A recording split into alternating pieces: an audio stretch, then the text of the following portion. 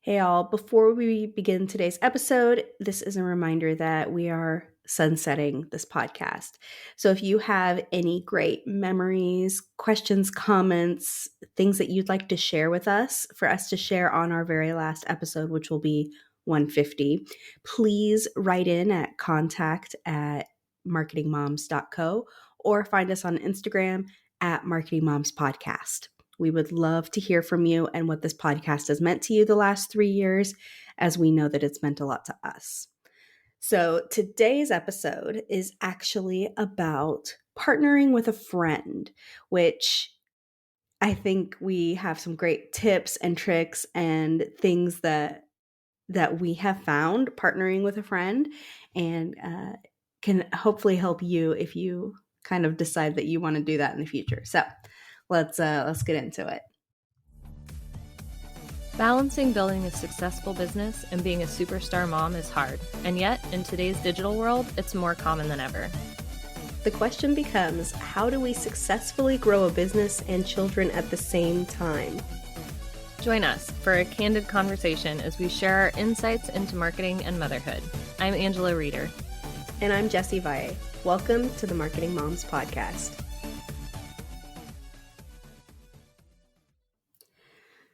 So as we were listening to that intro, it made me think about the fact that for a lot of us, when we have kids, we are partnering with a friend. Yeah. Now, I know that some people consider things like marriage as, a business arrangement, basically. But I just think it's interesting how a lot of these things we're going to talk about today for partnering with a friend in business actually also apply to partnering with someone raising children. Yeah. I wanted to talk about this because I think that from the things I've seen online, there's a lot of negativity, honestly, about partnering with friends. And people say that you should not do business with family and friends. And I just wanted to be a voice to kind of pop in and say, you know what, there's also a lot of really good things that can come out of it. Yeah, I think it's definitely something you have to really consider before you jump into. Like, you have to consider what kind of friendship you have and what kind of person your friend is, and if your, goals and values are going to align and things like that. So there's definitely a lot to consider, but I don't think there should be like a blanket moratorium on partnering with friends. Like, I think it for can sure. definitely be something that you can do in business and, like you said, in life. It's not like we're going through life not partnering with people, not pairing up with people. I know we all probably hated the group projects in school, but Totally. in life you are going to have to partner with people, hopefully by choice. But yeah, I think one of the biggest things to think about before you begin is each other's strengths. If you are partnering with someone just because they're your pal, you're probably doomed for failure. Yeah. But if you partner with someone with the expectation that you're going to utilize their strengths and they're going to utilize yours, then it could lead to a much more fruitful relationship. Yeah, for sure. And definitely look at where the two of you need support. Like, do you need support in the same area? Can you support each other? It's not so much a case of opposites attract as just sort of being able to fill in the spaces for each other. Yeah. I remember, just like any relationship, a business partnership is also a give and take. And I remember first coming to Angela 3 years ago, feeling like I wanted to start something. I kind of wanted to start a podcast. I was open to starting like even a YouTube channel, but I had to give and take, right? Like when I brought it to her, she said, I'll do it with you if it's only a podcast and we don't show our faces. totally fine. I conceded because it wasn't that big. It was more important to me to have her as a partner than to show my face on YouTube. You know what I'm saying? Right. So, like in any relationship, it is give and take. Yeah. I remember that too because I was really worried that you were going to tell me that we had to stop meeting or stop hanging out. Like because you were busy and you had little kids and all of that, and so you were kind of hemming and hawing, and I was like, "Oh, she's going to tell me we can't hang out anymore." And instead, I was like, we're going to Instead, do a podcast, which honestly has been really great because we've been able to use it as a means to make sure that our relationship is a priority. yes. It's so easy to just be like, I'm going to sleep in today. Angela will understand. But when Right. we have a podcast episode coming out and we haven't We have recorded to yet, record. get your butt out of bed and go record it. Yeah. Yeah. And thanks to the podcast, we got to meet in person. I'd like to think we would have met in person I would like eventually to think that anyway. too. But But yes, it strengthened our relationship enough to where we just had to because we're, like yeah. best friends. So what are you gonna do? Like I gotta meet you in person. Yep. One of the big things when you're beginning a business relationship is to set clear expectations and just be very open and honest in your communication. And I feel like we did that really well in the beginning. I Mhm. was like, here is what I laid it out. I was like, this is Yeah. what I expect from you. Are you okay with this? And Yeah. you're like, yeah, here's what I expect. Yeah. And for us to both be very open and honest and like to I want to say to have the hard conversations. And I feel like people say that a lot, but you're like, but what is the hard conversation? The hard conversation for us was I'm going to do XYZ work. Expect Mhm. that I'm going to do it. And I'm going to do it never resenting the fact that you're not going to do it because I'm saying Right. right now that I'm doing it. Yeah. Yeah, that was definitely hard. And it's again with the hard conversations, it's not like they're all these big, momentous decisions. Sometimes, like you said, it is just saying, here's the thing that I'm going to do. Like, and here's what I need or expect you to do. Like, Mhm. let's have a conversation about it. I also remember this was one big thing. Speaking of hard conversations, is I flat out told you, I said, this is my idea.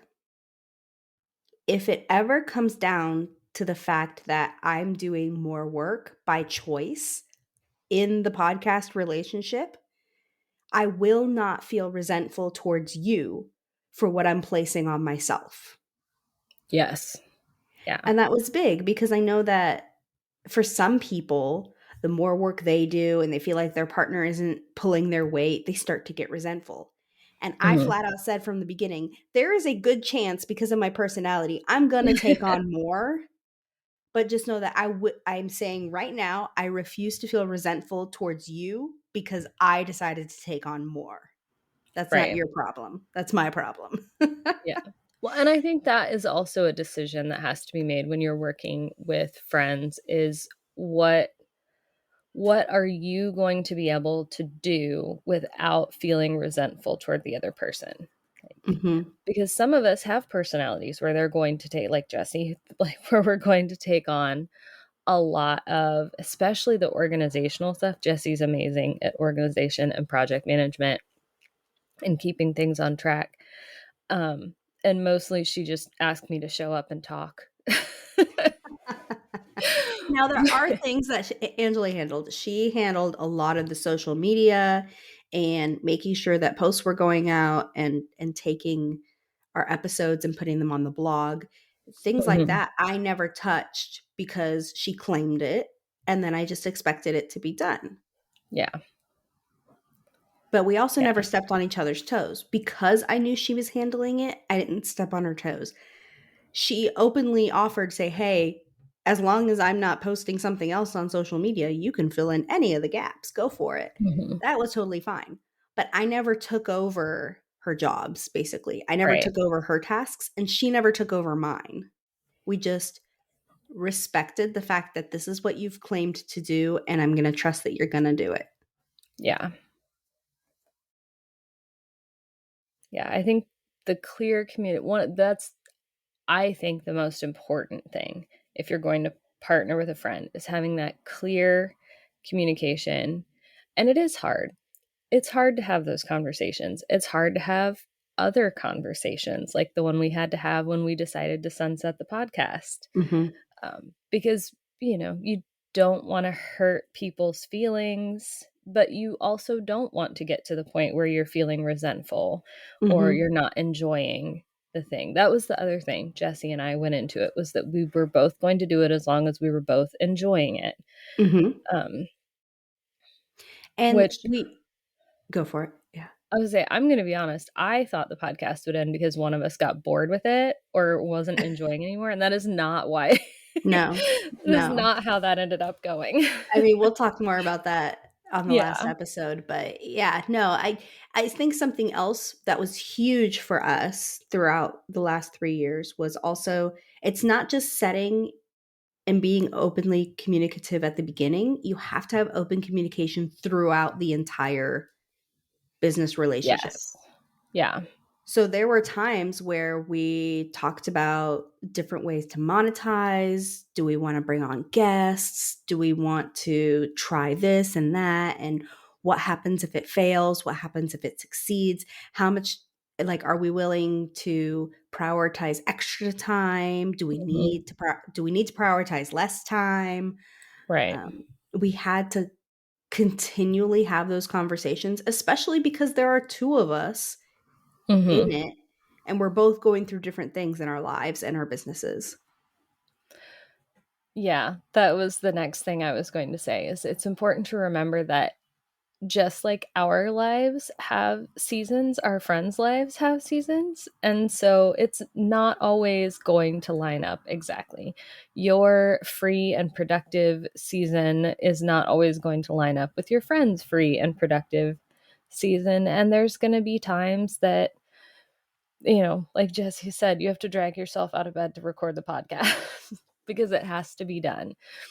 And, you know, there were times like over the summer that we would take breaks. We made Mhm. room for each other's vacations. Um, just recently, Jesse's family kind of had a bug go round. And, so there was space for that. My family, I feel like, is all the time having bugs go round. And also knowing that we can be flexible. Like, there during the Mhm. summer, we typically recorded at different times than Yeah. during the school year. We adjusted for that. Yeah. Yeah, Just knowing for that sure. everything doesn't have to be the same all the time. Yeah. There's definitely got to be some dynamic there. Yeah. We also made sure to respect each other's boundaries, which is huge because we never took it for granted. If Angela ever came to me and said, I just can't this week, okay, cool. And I respected that no matter if she was willing to share or not what was going on. A lot of times it was, I have an appointment. I've got Right. a kid has an appointment, this and that. Like, cool. But we always respected that our in our lives, our priorities, the number one priority in our life was never the podcast, was never this business. Right. Yeah.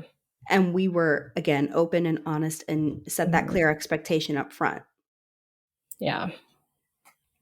And for us, personally, family is always number one. So if our Yeah. families needed anything, that always came first. And I've never resented or felt bad about Mm-mm. any of it because we both felt that way, and we set that expectation from the beginning. Yeah, I think having values and priorities that line up make things go a lot smoother. Like Yeah. with things. And there were days that we, instead of recording on Monday, we'll record on Tuesday. Mhm. Especially in the beginning, because I have a large family and there's lots of appointments all the time, always. There were a lot of like, I scheduled this appointment 3 months ago before I knew we Mhm. were going to start a podcast. Yeah. Again, we set the expectation that we were going to be flexible. Hmm. You have to, again, be honest with what you expect so that you're not let down. Yeah. And I Yeah. feel like we did a really great job of that because I never once felt bad for pushing a recording or changing a recording or Yep. canceling a recording or anything. And I feel like it stems from the fact that we've always been extremely open and honest with each other. Yeah. Yep, that's very important. And I think on a more practical note, one of the things that we learned is to really take advantage of the times that you have that time and space and productivity, um, because there are going to be times when you don't have that. Mhm. So many times, Jessie and I have had 5, 6, 7 even podcasts ahead recorded. And the next thing we know, we're going, oh, we have an episode coming out next week and we don't have one recorded Mhm. because kids have gotten sick or it's been summer or, something else. And it's just, life gets away from you. So we learn to take advantage of those times when we had time and space and productivity to get ahead. Yeah, I wanna say that in the 3 years we've been doing this, I can only think of 2, maybe 3 times where we recorded the morning of, and the Yeah. episode actually came out a couple hours late, but still on the Yeah. same day. We never missed a Same day. day, Yeah. but I'm pretty proud of us that in all that time, we only 2 or 3 times where we Yeah. published Yeah, we it did really good. a little late. There were a few times we would, like, record on Monday and release on Wednesday. But, yeah, I Mhm. think there was only 2 or 3 times that we recorded Wednesday morning Knowing that for it was that gonna come day. out, yeah, for that Yeah. day. Yeah. I think another thing is you really should plan for conflicts, Mhm. but again, for us, I feel like because we were always open and honest with our expectations, I can't think of any conflict that we ever had. No. No, I think because we were able to come to each other and, have those conversations, it it definitely went a lot smoother. Yeah. Now, if this were our only business and our family depended on it and all the things, we would have probably butted heads Yeah. at certain points, and it probably would have been a really good idea for us to have a written agreement from the beginning. Mhm. Yeah, absolutely. But since this was kind of just like a side project for fun, we could be a little more relaxed with how we set everything up. But Yeah. again, no matter what, we still had to have that open communication about our expectations. Yep. And So, what we had the bandwidth for. Like, um, like our book. Oh my gosh. When Jesse was like, "We're gonna write a book," I was like, "We're gonna what? I'm sorry." I'm like, don't worry, it's gonna be fine. It was fine. It was fun. It was way easier than I had anticipated. And now I get to tell people I wrote a book with my friend. Yeah. Yeah. Yeah. So in the end, I am very glad that we had this experience, that we were able to partner together and grow as business owners and people. Mhm. and still have this exciting ride together with a friend, Yeah. and have someone to celebrate the wins and pat on the back for the losses and Yeah. and all the things, and have someone to share this passion with. So Mhm. if I were to do it all over again, I would 100% ask Yeah. Angela to do this with me again, for sure. Yeah, absolutely, in a heartbeat. If the factors that are a factor in our decision to sunset the podcast were not factors, I would definitely still be doing this. If I had or have the opportunity in the future, I would definitely do it again. It's been amazing and fun and a great learning opportunity for both of us. Um, Now I know how podcasts work, Mhm, mhm. which Yeah. actually makes listening to other podcasts really fun. For sure. So, well, I don't think I have anything else to say other than I'm really glad that I did this with you, and I would definitely do it again. And if you out there are considering partnering with a friend for business, just know that there are a few things to take into consideration, Hmm. but at least from where we stand, it's worth it. Yep. So, all righty, we'll talk to you next week. Bye. Thank you for joining us today. We're so honored this is where you chose to spend your time. If this episode helped you in some way, please share it with another mom who needs to hear it. We're in this together. And if you're ready for next steps, free goodies, and more, head over to marketingmomspodcast.com. We'll see you next week.